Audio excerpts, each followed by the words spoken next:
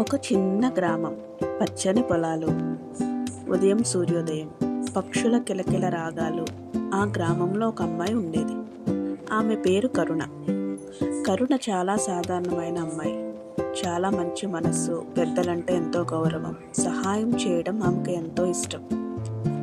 ఇక అదే సమయంలో నగరంలో మరొక అమ్మాయి ఉండేది. ఆమె పేరు పూజిత. పూజిత ఒక modern city girl. Fashion, phone, social media ఇవే ఆమె ప్రపంచం. ఒకరోజు వీరి జీవితాలు కలుస్తాయి. అక్కడి నుంచి మొదలవుతుంది అసలు కథ. కరుణ ఉదయమే 5 గంటలకే లేస్తుంది. అమ్మకు ఇంటి పనుల్లో సహాయం చేస్తుంది. తర్వాత తన నాన్నతో కలిసి పొలానికి వెళ్తుంది. పొలాల్లో పంటలు చూసుకోవటం, పక్కింటి వాళ్లకు సహాయం చేయటం. గ్రామంలో అందరికీ కరుణ అంటే చాలా ఇష్టం.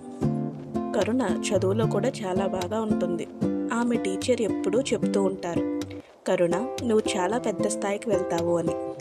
కానీ కరుణకు ఒక కల ఉంది. ఒకరోజు పెద్ద సిటీకి వెళ్ళి చదవాలి, మంచి ఉద్యోగం చేయాలి, తన కుటుంబాన్ని గర్వపడేలా చేయాలి అని అనుకుంటుంది. ఇక నగరంలో పూజిత జీవితం పూర్తిగా భిన్నంగా ఉంటుంది. పూజిత ఉదయం ఆలస్యంగా లేస్తుంది. మొదట ఫోన్ చూస్తుంది. Instagram, WhatsApp, reels. ఆమెకు షాపింగ్ అంటే చాలా ఇష్టం. ఎవేలు, పార్టీలు, ఫోటోలు. ఆమె జీవితం అంతా స్టైల్ చుట్టూ తిరుగుతుంది. కానీ ఒక విషయం మాత్రం నిజం, ఆమె చాలా తెలివైన అమ్మాయి. కానీ ఆమెకు కష్టపడి పనిచేయడం అంటే ఇష్టం ఉండదు. ఆమె తండ్రి ఒక పెద్ద బిజినెస్ మ్యాన్. ఒకరోజు ఆయన చెప్పాడు, పూజిత నిజమైన జీవితం అంటే ఏమిటో తెలుసుకోవాలి అని. అప్పుడు ఆయన ఒక నిర్ణయం తీసుకున్నాడు. పూజిత తండ్రి ఈ విధంగా చెప్పాడు, నువ్వు కొంతకాలం గ్రామంలో ఉండాలి. పూజితకి అది చాలా షాకింగ్గా అనిపించింది. గ్రామమా? అక్కడ వైఫై కూడా ఉండదు కదా అని ఆమె అనుకుంది. అలా పూజిత 1 నెల రోజులు ఉండడానికి ఒక గ్రామానికి వచ్చింది. ఆ గ్రామమే కరుణ ఉండే గ్రామం. మొదట పూజితకు అక్కడ ఏమీ నచ్చలేదు.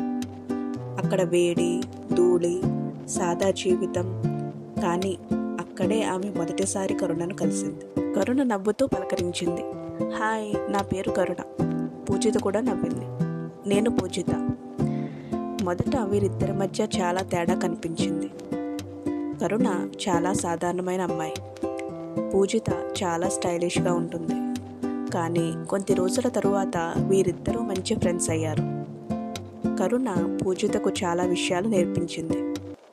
ప్రకృతిని ఎలా ప్రేమించాలో, పెద్దలను ఎలా గౌరవించాలో, చిన్న విషయాల్లో కూడా సంతోషం ఎలా పొందాలో. పూజిత కూడా కరుణకు కొన్ని విషయాలు నేర్పించింది. కొత్త టెక్నాలజీ, కంప్యూటర్, ఆన్లైన్ చదువు, ఇలా వీరిద్దరూ ఒకరినొకరు మార్చుకుంటూ వెళ్ళారు. ఒకరోజు పూజిత తన డైరీలో ఇలా రాసింది, ఇంతకాలం నేను చాలా విషయాలు మిస్ అయ్యాను. సంతోషం అంటే పెద్ద కార్లు కాదు, పార్టీలు కాదు. సంతోషం అంటే మనసులో ఉండే శాంతి. అది కరుణ దగ్గర ఆమెకు కనిపించింది. మరోవైపు కరుణ కూడా ఒక విషయం అర్థం చేసుకుంది.